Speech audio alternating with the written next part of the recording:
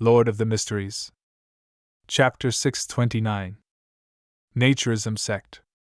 Amidst the holy beam of light, having already lost its support from the external power, the tree warts and flesh rapidly disintegrated. It was like snow meeting a red-hot metal ball. Amidst an indescribable sizzling sound, Cynthia's face winced as abnormal agony showed itself on her face. She turned around with great difficulty, looking up and down, her expression turning horrified and confused. Finally, she realized that there was a problem with her. "Admiral!" Her voice trembled as she looked ahead with fear and despair, but all she could find was an unfamiliar face. Klein could have fed creeping hunger with Cynthia's remnant flesh and spirit body, but at that moment, he sighed and said with a calm voice, "Try not to make contact with strange artifacts or religions in the future." From his point of view, the reason why Cynthia had turned into this monstrosity either had to do with a cult or some particularly dangerous artifact. She had connected with some existence which couldn't be looked at directly, resulting in such a response. Cynthia seemed to understand something as her remnant head and tiny bit of flesh suddenly wept. "It's the mother tree of desire, the Naturism Sect. Admiral, I don't want to die. I don't want to die. Save me! Save me! Mother tree of desire. Naturism Sect. This isn't within the confines of my knowledge of mysticism." Klein maintained his expression as he looked pitifully at the pleading Cynthia. He spread his arms again and said in a deep voice, "Death is not the end. You will be redeemed when you are at God's side." Another pure beam of light landed as Cynthia's beautiful, weeping face completely fixed in place. Her eyes widened in despair, but there was the remnant hope of being sent to heaven after death. Under the sun's radiance, her brain and remnant flesh melted away at a discernible pace. By vanishing, it had obtained its final rite of cleansing. Klein looked silently at this scene without any expression or movement. After everything calmed down, he curled the corner of his lips and chuckled, finding it hard to hide his sorrow. "This is really a crazy and chaotic world." He didn't dare to channel Cynthia's spirit after what had happened. The many oddities had made him abandon the thought of bringing Cynthia's spirit body above the gray fog to inquire. Faced with the irremovable evil and the ever-worsening corruption, he could only choose to have Cynthia be cleansed. After all, in this world with true gods, there might exist a heaven after death. As for creeping hunger's backlash, Klein was temporarily not concerned. After spending a long time with it, this mystical item which had been sealed to a certain extent had adjusted to him. It didn't need to be fed after every use.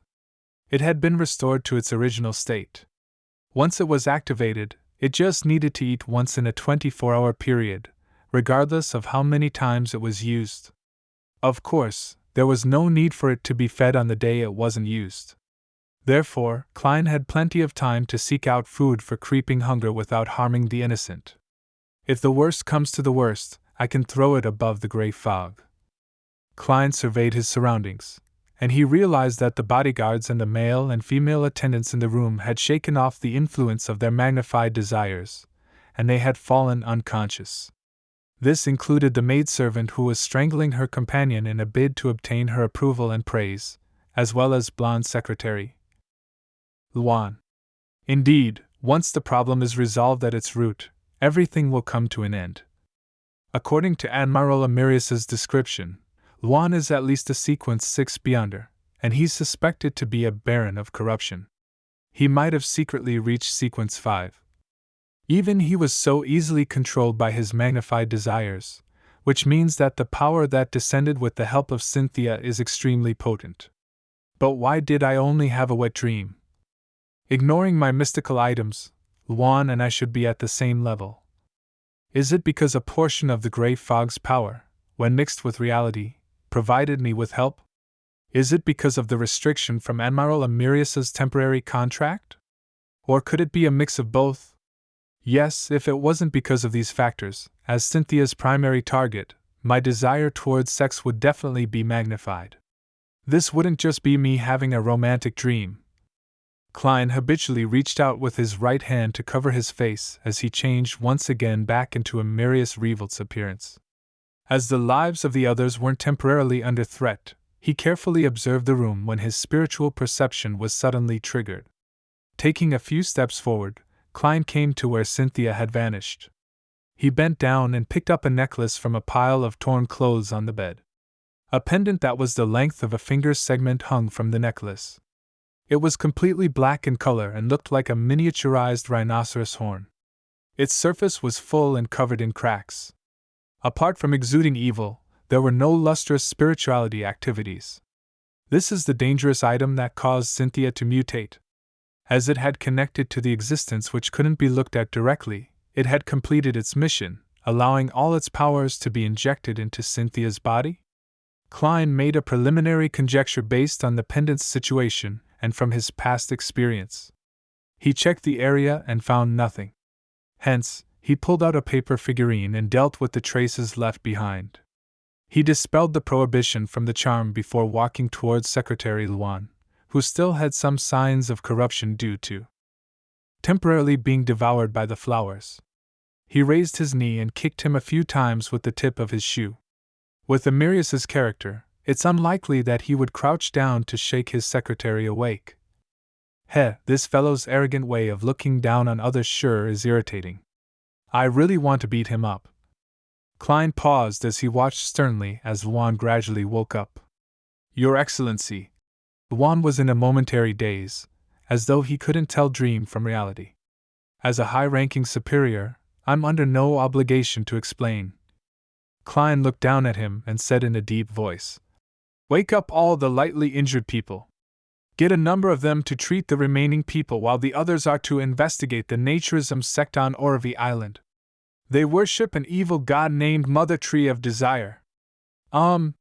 Start the investigation with the people around Cynthia. I'll be waiting in the study for the report. With that said, he held the cracked rhinoceros horn pendant and turned to leave the master bedroom before entering the unaffected silent study. As an important member of the military, although he was somewhat helpless when faced with the kingdom's upper echelons, he needed to choose to ignore certain matters. An example was the telegram which relieved Aston from his post as Governor-General and the arrival of the new Governor-General. This meant that the new Governor-General had departed ahead of time, yet as the highest-ranking commander of the Central Sonia Seas Navy, Amirius Revolt had not received the news at all. However, on Orvie Island, to Secretary Luan and the local police system and naval base personnel, he still held absolute authority. He didn't need to do the investigations himself, as he had plenty of people at his disposal.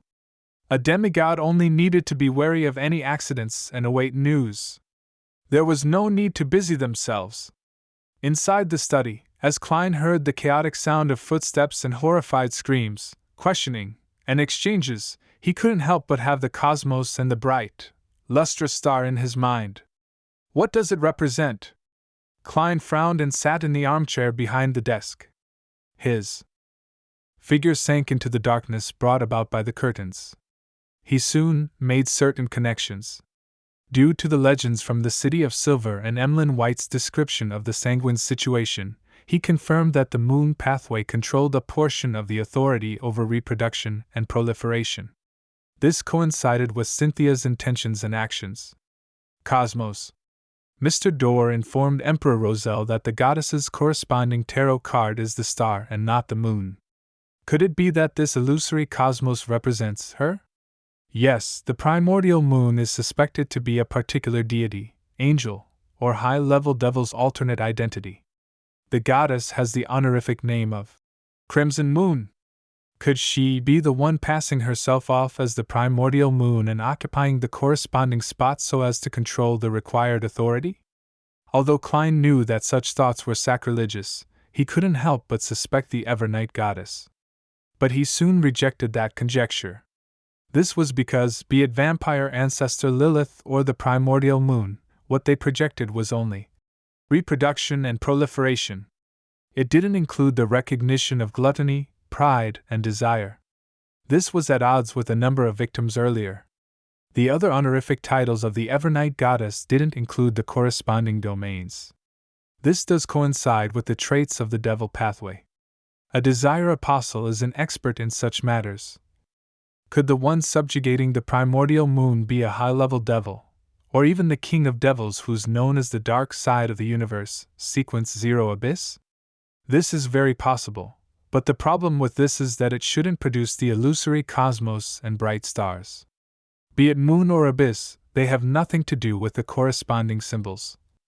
Klein found his conjecture problematic the more he thought over the matter. Amidst his thoughts, he suddenly thought of a concept. It was something important back when he was first educated in mysticism but had never received a detailed description or explanation. That was the astral world. Apart from the Life School of Thought and a few other organizations' belief in uncommon concepts such as the world of absolute rationality, most schools of thought and mysticism believe that the world was comprised of the real world, the spirit world, and the astral world. There was no need to explain the real world. Knowledge of the spirit world was the foundation of many ritualistic magic and beyonder powers. It was only the astral world where Klein's knowledge about it was basically zero. Therefore, the illusory cosmos represents the astral world. The bright star is a particular existence in the astral world? I've always suspected that the astral world is where the true gods reside. Then, this imagery which represents the primordial moon isn't something unacceptable. Klein didn't think further as he recalled the details of the past few days while awaiting the results of his subordinates' investigations. Time ticked by when Klein finally heard a familiar gate approach. Secretary Luan knocked before entering.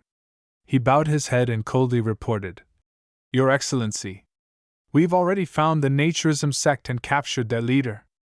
It was a clue provided by Miss Cynthia's parents. This sect has been rather active in Orvie over the past few years. They do not wear clothes in a bid to return to nature. Giving themselves up to their instincts is their purpose, and they believe that humans can attain liberation of their spirituality in such states.